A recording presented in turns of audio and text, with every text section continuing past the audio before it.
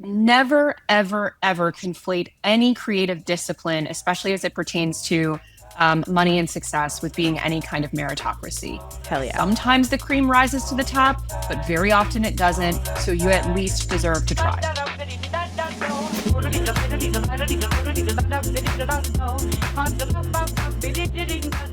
Welcome aboard. I'm Phoebe. And I'm Jacques. And welcome to Do You Ever Feel Like? Where we ask the questions everyone's thinking and no one's answering. Or maybe I should have said ahoy. Welcome aboard. I don't know. Ahoy. I've never been on a boat. Welcome. Have you been on a boat? Oh, yeah. You've been on a boat like that? I've been on many a boat. Yeah, what it's kind like of boat? That. Where? I guess in Chicago you do that.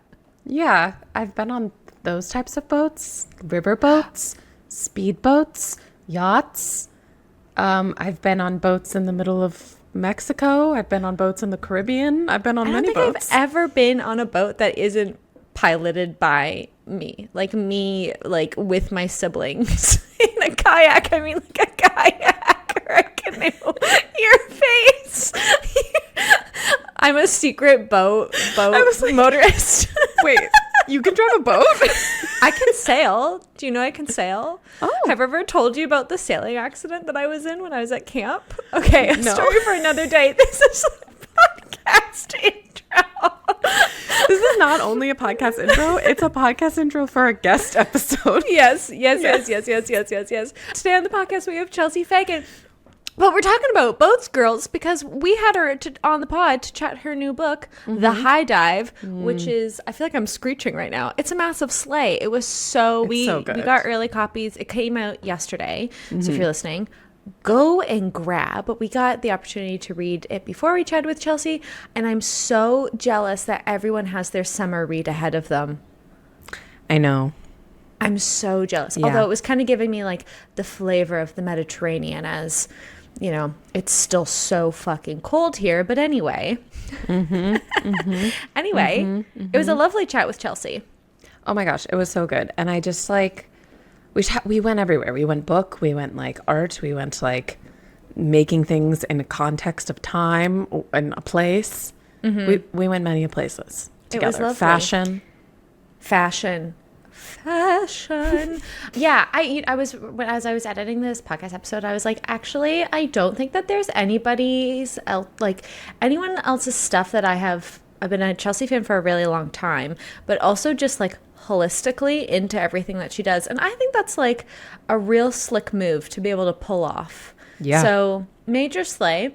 One of my favorite moments of the pod, you'll get to it, but we talk a lot about trying, and you know, just you deserve to try, and that's kind of been our theme around here the last couple of weeks anyway. So it just feels real appropriate. Have fun. Go on a boat. Have a good summer. Go on a boat. Try. And if you want to you have a romance novel, maybe you have that in you, go for it, girl. If you do want to try, we do have the Messy DIY quest on right now as well. That's 9 days of prompts in your inbox. So if you want to join us, or if you're like, I think I have an idea and you need a little bit of nudging, you can, Jacqueline and I can pop in your inbox every day with that. That's free. That's just a free, fun thing for you. Yes, and go grab a copy of The High Dive, find Chelsea and all the things. Chelsea Fagan of The Financial Diet, if that's not clear enough. I feel like we do a proper intro. But anyway. Yeah. We do a little intro moment. Everyone will get up to speed. Can we call what we do around here proper? No, that's why I said we do an intro moment. That's why I repeated myself. It's not a formal intro at all. It's something I write in a deep psychosis. Phoebe wants to say. Well, actually, you know, we operate on pure vibes around here, as I keep saying. So anyway, without further ado, today on the podcast, we have writer, podcaster, hostess, canonical New Yorker, romance novel connoisseur, co-founder of The Financial Diet, and overall just like majorly chic as hell. Please welcome to the stage, Chelsea Fagan. Hi, guys. Hello. Thank you for having me. Hello. Hello. Thanks for coming. Oh, yeah. Thank you for having me. Thanks for coming. You have been on our podcast wish list for the last 3 years. And so when we saw a new book coming out, we're like, the time's now. The time is now to ask. Yeah. I'm very flattered. We're going to be like so not cool for a second and just be like, we're literally obsessed. Like we're such fangirls. Oh my gosh. I often, this is so embarrassing, but I don't care. I often will go to your social for fashion inspiration. That is so kind. I don't feel deserving of that, but thank you. Thank you. I will. I'm like, what's Chelsea up to? Especially as like a fellow, I'm always wearing my glasses, you know, and I feel like, you know, sometimes we gotta mix it up. There's different different ways that you can, you know, have your glasses be an accessory. And I feel like you do that very well. Anyway. Thank you. Thank you. Well, speaking of fashion as well, we were getting dressed this morning and we was like, we need to do nautical themes. We have our boat strips for our conversation today. Yes. I wish I'd done the same. You're in press mode. You have lots of nautical themes ahead. That's true. Lots of nautical moments ahead of you. I don't know. We could start many places, but my first question that I have written down, my kind of overall impression reading the High Dive was, how does your nervous system relax enough to write a romance novel? Oh my goodness. You mean vis-a-vis my day job? Vis-a-vis the world? The world. Including your day job and general, well, I mean, you know, I think one might answer it's a lovely escape. But just, you know, dreaming up a lovely reality and also, okay, without spoilies, and also like a romance novel that is cognizant of the context of the world as well. Yeah. What a joy. Mm-hmm. You know, for me, I think, so although to me nothing hits like a romance novel that I really love, I probably DNF like 30 romances a year. Maybe not quite so many, but a lot of them. And a lot of the reason, so I always refer to a lot of contemporary romances existing in a sort of magical realism where money is not real, the jobs aren't real. There's just sort of no broader context to the stories that are being told. Or, you know, for example, I live in New York City, as you mentioned, in Manhattan to be specific. And like the number of romances that take place in Manhattan where it's like, you've either never been here or did no research because this woman you're describing, if she lives the life that you're describing, you're describing a multimillionaire and yet she's, you know, working in a coffee shop or a flower shop. So floundering. So, you know, for me, you know, but when I do find a romance novel that I feel like is in some way kind of grounded in, and not just the real world, because I do think some of them can do really well by topics like grief or, you know, friendship or things like that. But specifically when I find one that feels very grounded in a socioeconomic or sociopolitical reality, I just really enjoy that. And for me, I always felt like if you don't see enough of something that you want to see, like make it, you know? And so I actually get a lot of joy out of specifically writing love stories that feel very anchored to, no pun intended, to reality. And, you know, sort of try to balance that escapism with, you know, the reality of what, you know, in the case of the High Dive, a person who comes from a middle class background and, you know, doesn't have a huge savings account would feel in such a level of luxurious escapism. And so for me, I actually find it rather cathartic because I think that so often, whether it's with reading or television or any hobby that we take on, there's almost this kind of insistence that these things be an escape from the day-to-day reality that we're experiencing.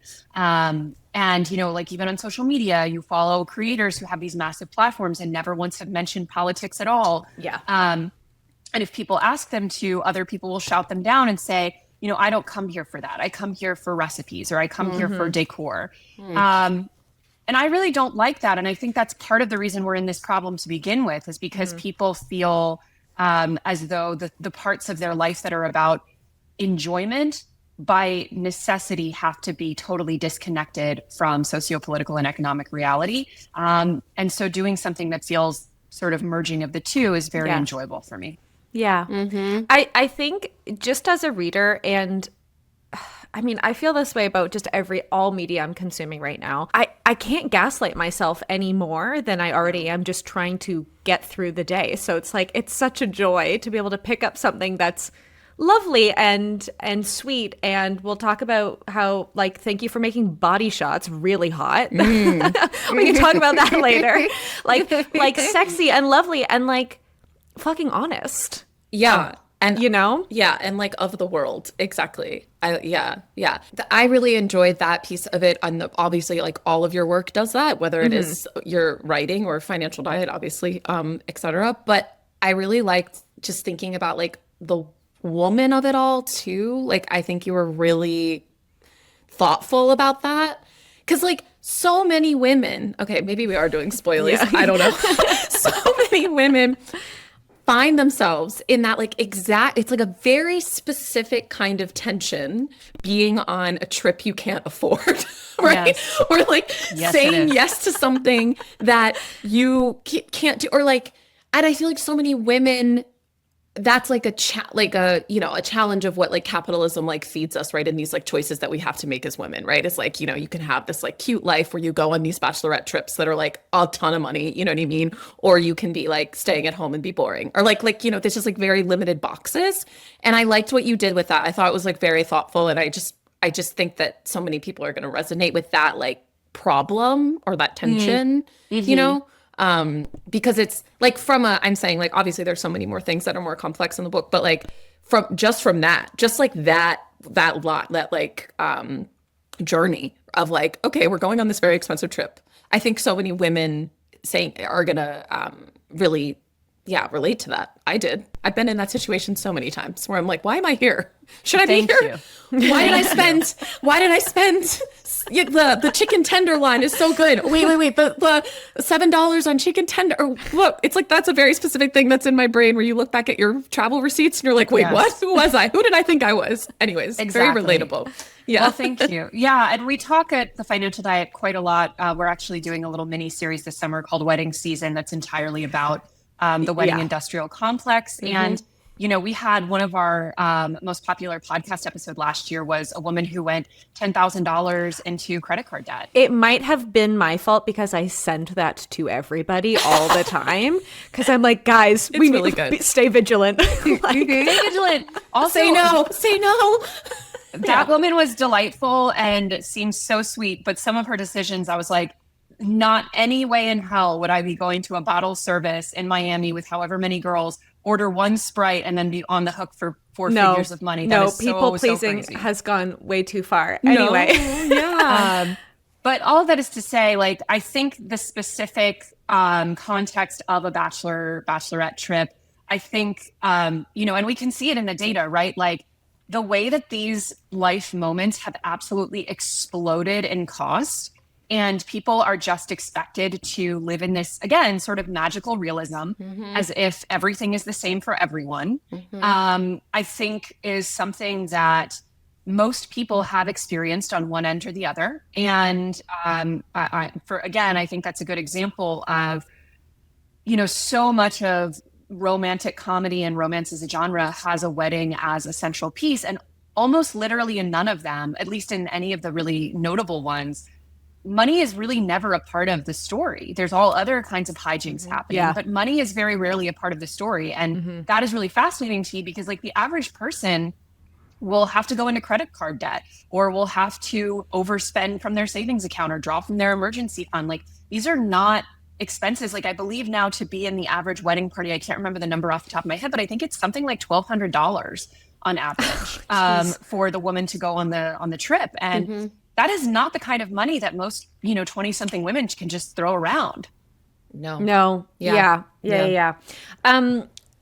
Okay. Many places we could go. I'm gonna roll this back a little bit. I was watching one of your I think it was like one of your most recent videos the other day, where you're talking about just trying. And I had this moment, Jacqueline, I think you were there with me. I was watching a musician and I like went up to the musician after they were playing and I was like, oh, it's so incredible that you can do that. Like, I'm so amazing. Like, I wish I kept up with music after the fact. And he said to me, he was like, I cannot tell you how many people say that to me. And the amount of embarrassment I felt in that moment of like, oh my God, like you can just do anything. You can just do anything. So I like went and enrolled in piano lessons the next like week.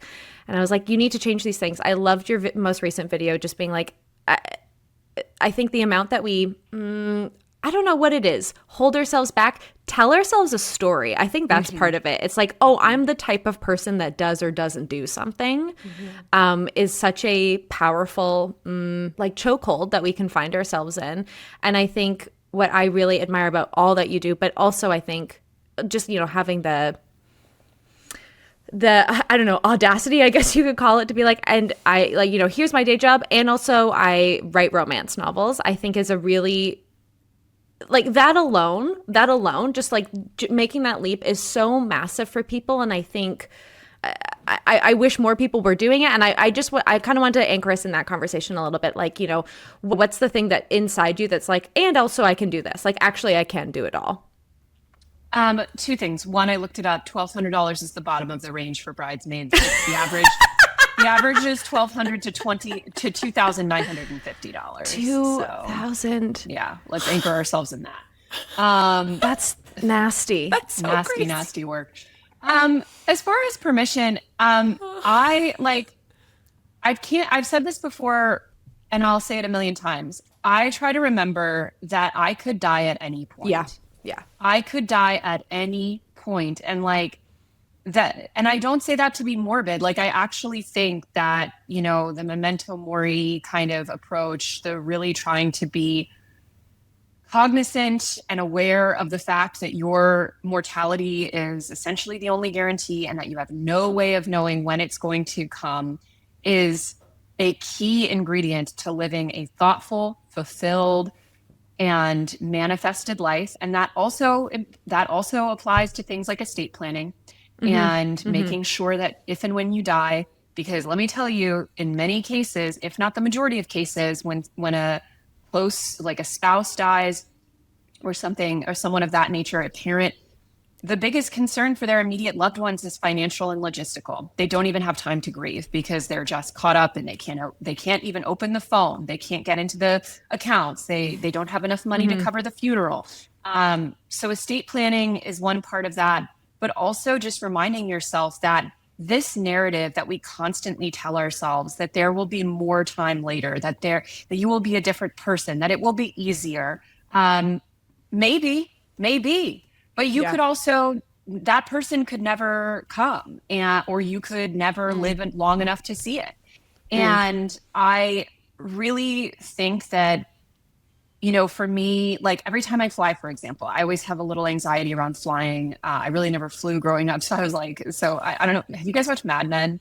Yeah. There's like a scene in Mad Men where Don talks about being flown to Korea, and it was the first time he'd been on a plane, and he was like sitting next to this like real yokel who just goes, "Man wasn't meant to fly." That's like how I feel every time I'm on a plane. Because it's insane. Because it's not. Yeah. Because it's what are we doing up there? I was just on a plane and I was like, there's a whole world up here we don't know about, and it's weird. No. Like, it's strange. Anyways. No, it is strange. Same reason I don't want to explore the depths of the sea. I'm not supposed to be there. No, God says no. God says no to that one. But anyway, so anytime I'm on a plane, I really do like try to have like a lot of sort of, you know, thought exercises about like, well, I have no control over what's going to happen on this flight. It could be the last flight I ever take. You know, what am I saying to the people I care about? What am I, you know, how am I leaving my affairs? And like, most importantly, do I feel like I, even if I failed or even if I did something, you know, not optimally or not successfully or whatever, did I at least try? Did I leave anything, you know, or did I leave a bunch of things to tomorrow instead of giving myself permission to do them today? And I always feel, even in my moments of like extreme anxiety, it's like, but I can at least say that I always went for it. I can at least say that I always did what I wanted to do and felt worthy of trying.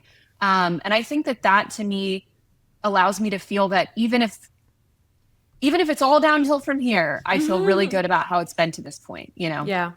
Yeah. We've been talking about that a lot lately, just kind of what like sparks motivation in an idea. And we were just interviewing somebody else the other day, and I had said like, Oh, it was shocking to me to find out that other people don't make things because they're angry. I feel like everything I've ever made in my life has been like, I'm like, well, fuck you. Like, watch me do this. Or like, I think I don't see something that I want, so I want to make that instead. And I find it fascinating that not everybody operates that way. It was shocking for me. But also, like, you know, may we all have the opportunity to lay on our deathbeds and like reflect on life one day. And I think if I were to lay on my deathbed, reflecting on my life and be like, oh, I didn't try, that's like embarrassment again, is like how I feel. I'm like, that would be so embarrassing if I didn't try. Like, what else do we have but like time to try? Exactly. I think you talk about this, Chelsea, this idea of like the more you kind of have on your, we sometimes use, am I going to say this wrong? Is it a metaphor? Is it an analogy? Is it a comparison? I don't know what word I'm using, of like different pots on the stove. The more you kind of have, like the more ideas you kind of have out there, the more things you're trying, the more projects, like kind of the more confidence you can build, and you're not as reliant on like the quote unquote success of something. If like you've got things, like a bunch of different things that you're working on or trying to do. And I think I really relate to that. I mean, Phoebe and I are artists. We have our own company. It's like kind of a similar thing. And it's like, okay, whether or not this does well is like a service we're providing, cool, because I've got this other thing over here that's really lighting me up right now. Or like, oh, this is going really well, whether it's writing or theater or whatever, you know? So like, I think there's like, I think that's really interesting, that like idea of like, there's like trying, and then there's like trying in a bunch of different ways so that you can keep trying. I don't know if you can speak to that at all. Yeah. I mean, I think, you know, so like, for example, so I have the financial diet. I have my romance novel that's out at the end of May. And then in just before, like basically end of October, beginning of November, I'm publishing another book that's about hosting and entertaining in the home, which is also something very important to me. That like, I, you know, obviously I do host and entertain a lot. I'm entertaining tonight. I speak 3 languages. Like I really like to be as kind of multidisciplinary as possible in the work that I do, and in, you know, the creative acts and hobbies that I pursue. And I would say 90% of the time, people's response to that is, you know, oh, like, I would like to do more of that as well. Like, I really like this, blah, blah, blah, you know, kind of what we're discussing. And sometimes, not often, but sometimes when people are being little nasties, they will say like, this is all over the place. Like, this is, you know, pick a lane. And I actually think that mentality is part of what really, like, obviously, I think the biggest factor weighing on most people's mental health at any given time is the demands of our current economy, right? Like, people are not being paid enough and life is too expensive. But I think another really detrimental sort of framework that is on top of people's lives right now is this insistence that you have to decide what you are and then relentlessly optimize that one thing. You know, often people, when they meet you, they'll ask you what you do. They mean your career. They mean specifically your job title. And there's this real expectation that you're sort of going to be measured based on what the response to that is. You know, people work on their resumes and they have to really focus on how to make each action they took sound as impressive as possible in one specific orientation. You know, when people become parents, particularly mothers, there's an immense pressure to allow that mother identity to sort of subsume the other identities and to sort of optimize motherhood. I mean, people, you know, all my friends are having kids. These bitches are optimizing before they even conceive. Before they even conceive. I'm like, girl, just like, I don't know, don't most people conceive by just like having a couple drinks at a party and going home and getting to it? Like hooking up a couple of times, you know? Like nothing is fun. Let us return to modernity. Reject modernity. Reject modernity. Exactly. Nothing's fun. But I say all of that to say, like, while on the one hand, I do understand why this focus on being a thing and, you know, really sort of owning that thing can be helpful to people. I also think it becomes so mentally crushing to us because then it means that thing that we are so hyper focused on as our source of identity is such a load bearing object in our life. And if something goes wrong, or if we're judged, or if we fail or mess up, the cost to our ego and our self-image is immense, whereas if we are really diversifying and we really kind of like become a jack of all trades, if a kernel doesn't necessarily pop, there are other kernels that will, and you allow yourself to, really diffuse and diversify your identity and your self-worth. And for me anyway, because I've owned a business it'll be 11 years in August. There have been great years, there have been terrible years. Yeah. And thank God that during the terrible years, I had other shit going on, because if I only had that, I would have not made it. Yeah. I mean, I have those moments sometimes as like, I've been a working artist for over a decade, and it's like, fuck, I'd love to sit at a dinner party and be like, yes, I have a job at job.com, and and when I say it, you're going to understand it. Like that, like desire to package something, hey guys, for capitalism, like is extremely appealing sometimes, but only for other people, like never for myself. Like in my heart of hearts, I am the chaos of chaos gremlins, like, and that's what's exciting and fun for me. I'm curious, was there ever that negotiation with yourself and like, I don't know, like that moment, was it like, publishing the book, or was it even just starting to, I don't know, maybe it happens when you start to write it, like where it's like, okay, I'm going to like, or I don't know, maybe it's like less stakes. That like, to me, it's like embodying this archetype of author now as well. I'm going to go and like do the author thing in the other room. Or did it feel simpler? Was it less dramatic? I think one thing that's so important to remember, especially as it pertains to creative pursuits, is that these titles do not matter. Yeah. And no one has ownership over them. My father is an illustrator. He's been an illustrator my entire life. That's been his full-time job. That man is 63, and half of people are still like, what now? Like, they don't even think it's a real job. Yeah. And listen, in terms of authorship, so for example, my one book that I have out in May, I publish it myself in the United States. I have other publishing partners in other countries, so I publish it myself. The one coming out at the end of October is published by Penguin Random House. I have traditionally and self-published my entire career. Financially, I can tell you those things kind of shake out to the same once all is said and done. Yeah. There are benefits and drawbacks to both, but neither would sustain, for me anyway, at my current lifestyle, a full-time living, nor would I want it to, also because I do think that anytime something becomes your full-time money-making endeavor, it's going to lose some of its luster, and it's also going to become much more stressful and again, it's going to become too much, I think, a part of your self-identity.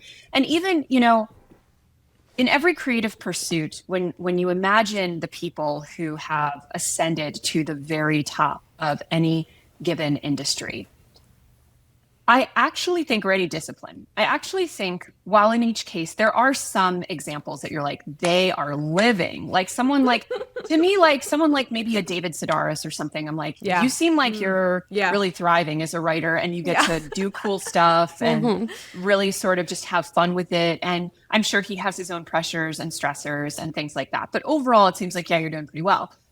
But then for each person like that, you see people who like they have one really successful book, and then they are on a breakneck schedule to put out one of the same type of book every year on the year indefinitely. Yeah. And that, to me, like, maybe some people love that, but like being as familiar as I am with the publishing schedule, like that seems like a nightmarish way to live for me.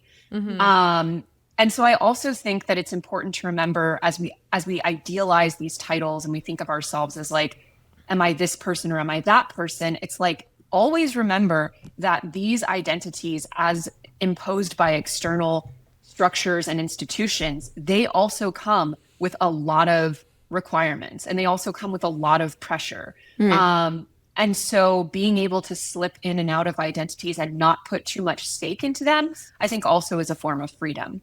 Yeah. I mean, I also just think like, J.K. Rowling's coming to mind right now. Like these people at the top of, the top of whatever, you become an unrelatable demon, like She should be at the club. She should be at the club. Why is she like, there is no one on this earth that I find to be more at the same time contemptible and pitiable than J.K. Rowling. Yeah. Like, get a fucking hobby, you. Yeah. Yeah, take up. Oh my God, the amount of problems I think that we could solve in the world if everyone like took up weaving. Like, stop being weird and take up weaving. Learn how to play the piano. Yeah, yeah, exactly. Yeah, totally. Oh, the internet. Yeah, that's a whole other thing. Anyway.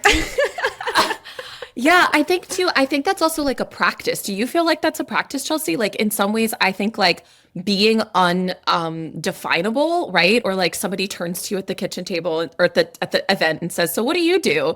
Like I try to be really confusing. Like for myself, you know what I'm saying? Like, I don't know, whatever I wanted to do today, or like, I don't know what I do. Do I run a business? Who knows? Who am I today? Because I have to do that for myself, not even just like, okay, let's create a world around us, everyone, where we're not categorizing each other all the time because, but also for myself, I have to practice this thing of being like, I don't know. And I'm more excited about adventures and hypothesis and experiment. And, maybe this is a plan for now kind of thing. So that I'm not, you know what I mean? I think there's like things that I have to do, at least speaking from, to remind myself of this like way of life that I've chosen. Cause, and to not be, do you do that at all? Do you have anything? Do you have ritual practice? Does it come easy to you to be the person that is doing a million things? It's funny. I don't really think of myself as the person who does a million things in the sense that like, I feel like I have a real seasonality in my work. And so this year is a season of, I'm doing a lot of book related stuff. Yeah. But it's also, against my will, a season of the most chaotic economic cycle of my life. So there's a season of, we've kind of changed our content a little bit to respond to that over at the Financial Diet. And, I think there are times, when you really sort of try to embrace a multi-dimensional self-identity, there are times at which different things come to the surface and different things feel natural to talk about at any given time. And I also think, there's a real importance to putting structure around how much, when whatever you're going to list, whether it's your full-time gig or your side hustle or a project you're working on, it's also so important, I think, to try to remember how much of those are specifically about earning money in some way or another. Yeah. And I don't think it's a bad thing. I try really hard to find sort of low lift, sustainable ways to monetize my hobbies. But I also think that if you're like, I was literally just yesterday on a phone call with a friend of mine who's like very, very successful in her industry. And we were talking about like all of these different sort of moves that she's thinking of making professionally.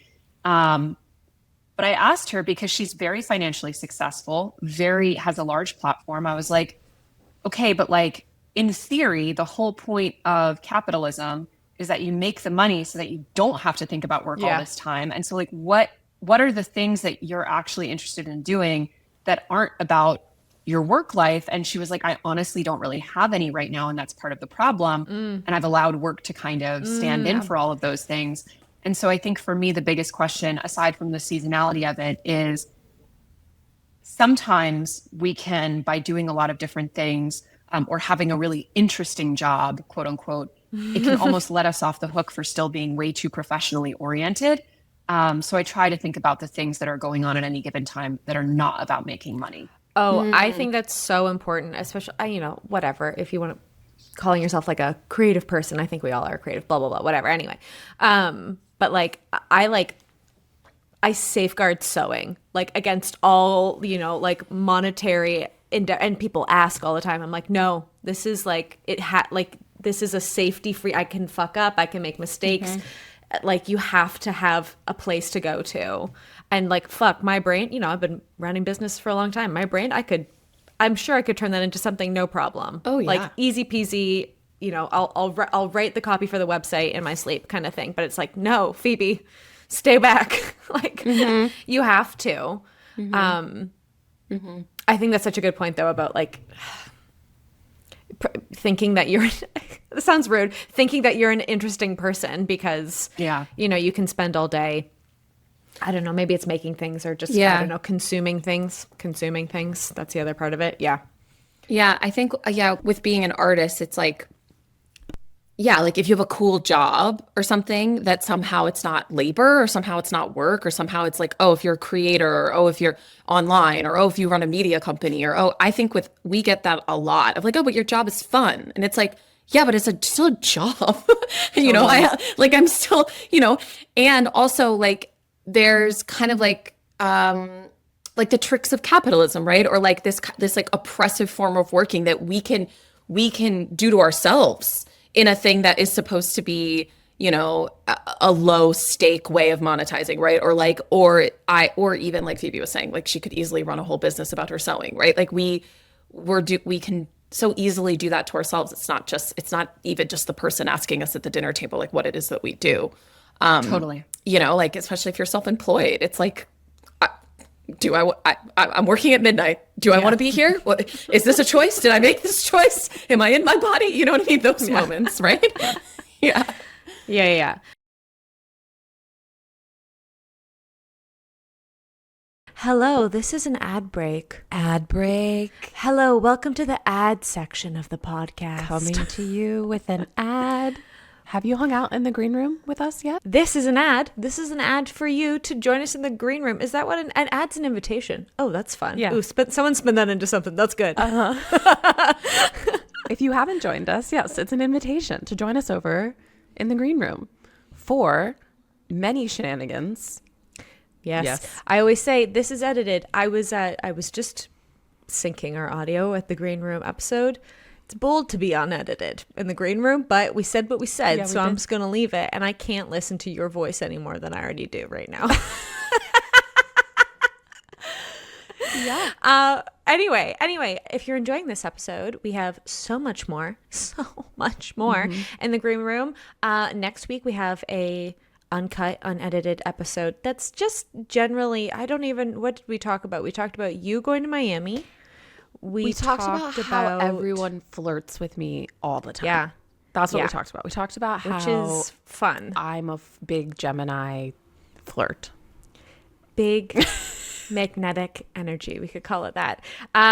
It's also that green room episode will come out on Jacqueline's birthday. So if you want to get her a birthday treat, green room, I think it's like, we've got a special running right now. I think it's like $4 and something cents American. Yeah. That's like $6 and something cents Canadian. It's the cheapest we could make it on Substack right now. But we have bonus content there, including our artist studies. Last month we did Mike White, which was super fun. Yep. We also have Dochi in there. Mm-hmm. So yeah, it's like we have stuff that you can learn with us, general hangout vibes. Yeah, I mean, we just kind of go a little chaotic in the green room. Wait, the math that you just gave, what you said, yes. So it's four something a month, which it sounds like is the math of per minute. Is that what it is? So I was doing some math. It costs us about $4 and something cents a minute to make these podcast episodes. And so for like, if you join, you're like supporting a minute of the podcast. Oh. Isn't that so nice? And what I really love about, like, I'm a big Patreon subscriber. I'm a big like paid Substacky person. Just because it's like very selfish of me, because I just like the people making the things. And so if you're feeling a little selfish and you got some extra change that you want to check us to get some bonus episodes, we would mucho appreciate it. And you appreciate the birthday present. Yeah, bye Jacqueline. What's your birthday present drink? Probably just an iced vanilla latte. I didn't tell you this, but when I went in to go and pick up your coffee on my way to get you from the airport, I walked in, I was like, a vanilla something. I was like Larry David. I was like, a vanilla bullshit thing. Sugar for my friend who likes sugar. Yeah. So if you need to support Jacqueline's sugar addiction, you can do that. I'm a real dessert person. Anyways, whatever. This is okay, an we don't ad. have time to get into this. This is an ad. Goodbye. This is an ad. This is commerce. This is capitalism zone. I don't have time to talk about your sugar addiction, Jacqueline. Okay, back to the episode. Thank you so much. Tell your friends. And if you can't monetarily support us, you can leave us a review. Mm-hmm. Okay, that's it. I love you. Bye. Bye. Let's talk a little bit about craft, about the book. Let's talk about the book. Let's talk about the reason we're all here. This was very, Jacqueline and I were having this conversation. We're like, okay, how do we talk about this thing without spoilies? And this is going to come out, I think your book comes out on Tuesday, May 27th. 27th. I think, yeah, we're coming, like, this comes out on the Wednesday, whatever that week is. Whatever the day of. Oh, yes. okay, great. Oh, so maybe you read it in real quick sprint or something like that. But what I so enjoyed. Okay, first off, I was like, a perfect vintage was made for me. And I get to tell you this to your face. I read it in the Loire Valley as well. So that was a massive. I like saw it and I was like, I'm buying this, and I am not cracking the cover until I'm poolside. So that was. Thanks for making that in a container just for me. It was perfect. I was like, how could we possibly top this? I think that this is the high dive. It's phenomenal. And I think for those reasons that we started off at the top, I think it's so lovely to read something that's like honoring, of the world in which we're actually living in. Mm-hmm. But what I love about maybe it's because it's honoring of the world. What I love about your writing and the worlds that you build is how quickly you create tension. Like I am here and I am like chewing on my nails immediately. Like I'm here and I'm stressed about it in a lovely way. Yeah, I'm a little like I think. Well, we kind of talked about this already, like the conscious decision to actually write something that anchors of the world. But I don't know. Maybe talk about a little bit like the characters, things that you're inspired by, or motivation for this one versus A Perfect Vintage. Well, I live in Morningside Heights, so I'm walking by these Columbia kids every single day. I do it in 15 minutes, and I always think to myself, as someone who didn't go to college, I'm like, man, it would be stressful as hell to be at this school if you didn't have a lot of money, because the money that's, flinging around that school is crazy. And so I think that, having the two love interests both be navigating that in very different ways was compelling to me. And, when I was in my 20s, I, by chance, fell into a social group that included a lot of very, very, very, very wealthy people when I was not very wealthy. And so I feel very well positioned to talk about what that creates for people and how difficult it is to manage that. And, I think both of them are intended to represent two sort of different pathways to managing that class anxiety. Mm-hmm. The character of Danielle, I worked very closely with a cultural sort of editor who is herself Persian from Los Angeles and sort of did part of her thesis on that community. And, I think there are many diasporic communities in the United States that have interesting relationship to wealth and privilege and status and all of that. But I think the Persian American community, specifically the wave that came over post revolution, is a really interesting example of that. There are a ton of stereotypes. I mean, I don't know if you guys ever watched like Shaws of Sunset, but like there's often an association with, Persian Americans being very wealthy, being very, educated, doctors, lawyers, things like that. And that's really not always the case, especially not for the earlier waves of immigrants. And, I think for me, it's very interesting to think about in America, who gets to choose fulfillment, who gets to choose their own path versus who is expected to take on this mantle of responsibility, of success, of all of these other things. And for me, the most interesting dynamic between the two is that they both sort of feel superior to the other in a way that I think is a class dynamic that exists again among so many different people from so many different communities. But the female main character, technically her family is like, they're like spicy white, I guess they're Greek, but like she's like many generations in. So like there's not a huge expectation. Like, for example, she's not supporting her parents. Yeah. And there are many other people in America from similar socioeconomic status, similar education, where they don't have that luxury. And so I think the sort of duality of looking down at someone for choosing to just make as much money as possible versus looking down on someone for almost sort of feeling way too lackadaisical about that kind of responsibility, I think is a tension that really defines a lot of American economic politics, especially, you know, for me, one thing that was really interesting, I'd already written the book at that point, but was seeing the huge amount of immigrants and, you know, even second and third generation immigrants, children of immigrants in the US who shifted very starkly right in this election. Yeah. We're becoming very economically conservative. It's just I just think it's a really rich place to explore. And especially as it pertains to love and romance, I think that is one of the few dynamics. Like, I've read a lot of enemies to lovers. It is my favorite trope. Generally speaking, they're either enemies for some ridiculous reason. Yeah. Or they're not even really enemies at all. They just make a few cutting words to each other. So I really like exploring, like, what are the factors in day-to-day life that actually would make you deeply resent someone and yet still love them.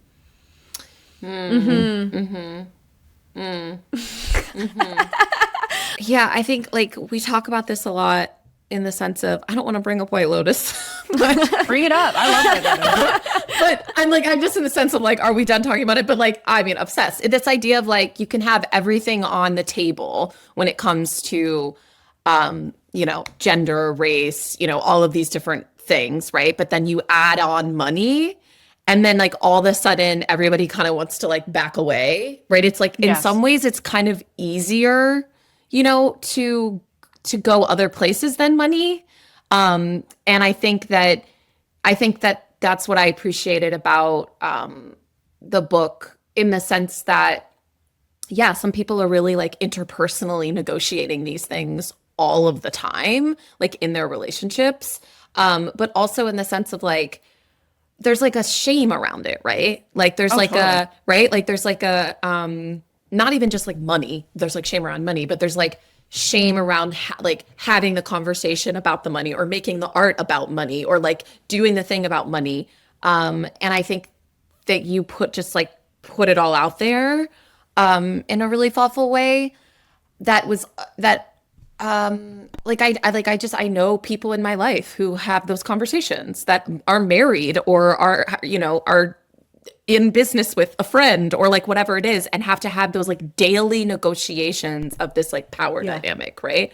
And I think that it was just, like, a really lovely portrayal of that, scene of that tension, because we don't want to go there ever. Like, we don't want to say that people who have money have their own problems or responsibilities or issues, right? We don't want to, like, and I don't know, maybe that's just, like, I don't know, a millennial thing too, which I think we could talk about. But we, like, we don't want to do nuance when it comes to money.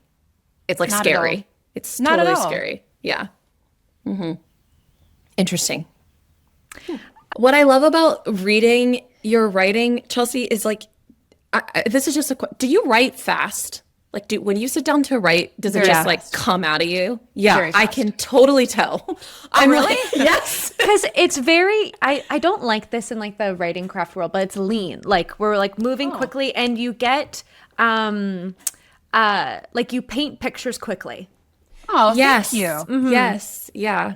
Well, this book is quite a bit shorter than A Perfect Vintage, and my goal is for the next one to be even shorter.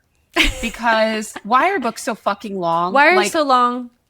Someone recommended a romance to books me. long, Books everyone are long, relax. movies are long. Someone recommended a romance to me the other day. It's like 460 pages. I'm No, like, grow up. No, grow up. I have a job. Like, I can't be reading these long fucking books. I want to host a dinner party. I can't be reading. Yeah. Totally. Balance. I think there was something about it too, where I just kind of felt like, I don't know if you get a lot of inspiration from television or movies. But like it was like very cinematic. It was very like, it felt like I was watching, obviously we always feel like we're watching something when we're reading a book, but I felt like I was like watching kind of dialogue on top of each other. I was watching like these moments because it's like so fast. And I was just curious if that is just comes out of you or if you have to really edit to that or to get to that place. Thank you. But I also, I typically do a lot of voice to text writing, especially dialogue. I just record it on a voice to text app and then it just uploads and then I edit it from there and then it goes into the actual editing process. But for dialogue especially, so my books are very dialogue heavy, especially this one. But I think a lot of contemporary romance to me, especially in scenes between the lovers and love scenes, things like that, I find the dialogue to often be a little unrealistic, it takes me out of the moment a lot because I think that there's a focus on what sounds good, or what will look good in a quote and not necessarily how people talk. Yeah. And especially, two grown adults who are navigating a relationship, like these conversations, like, for example, it's very common in a lot of romance to have like these very grandiose declarations of love being said to each other in dialogue. The really intense sort of poetic things. To me, like part of the reason that I think it's very helpful to do voice to text for dialogue is because if you were sitting there being like, I spent my whole life walking through a desert and now, I'm swimming in a fountain or whatever, like, that sounds crazy coming out of a person's mouth. If someone said that to me, I would call the police. No one talks like that. Yeah, I love that. Literally. So like when you do, I think when you do speak things out loud, it really gives you an opportunity also to hear like where would people cut each other off? Yes. Where would they, interrupt? And I think also for anyone who is aspiring to write something as long as a novel, by far the most difficult part is just getting the first draft to the end. And to me, voice to text makes that 10 times easier. Oh, yeah. That's like my brain's kind of like exploded from that. Like, because dialogue is so clunky, awkward. Like no one writes how we speak because people speak like weirdos. I look at the transcript of this podcast all the time. It's hellish, like having to edit your own words and your face is a choice. Anyway. Yeah. I really appreciate that. And I was just wondering from a technical perspective where that comes from. Because, like we're, Phoebe and I do solo performance. We have like theater background. And I just was like, oh, there's a script writer in here happening as I was reading it. I was like, I really see this come to life, which would be slay, by the way, if anyone wants to produce the high def. Ooh, okay. I love it. Beautiful. Chelsea, do you have any final words? Anything else? No, but I would just, not about the book itself, but I would just say that if anyone out there is wanting to take on any kind of creative project and you are feeling a sense of imposter syndrome, just know that so much terrible work gets out there every day. Oh, many of it being very successful. We were literally just having that conversation. We're like, I can't believe this bitch sold this many books. That was our coffee conversation this morning. There's some real questionable shit at the top of every industry. But also turn on any TV show or movie, go on the IMDb of that cast. 60% of them come from huge wealth, already famous people or like legacy industry families. So all of that is to say that like never, ever, ever conflate any creative discipline, especially as it pertains to money and success, with being any kind of meritocracy. Hell yeah. Sometimes the cream rises to the top, but very often it doesn't. So you at least deserve to try. Hell yeah. I love that. Yes. Thanks, Chelsea. I love that. I know. Trying. Wow.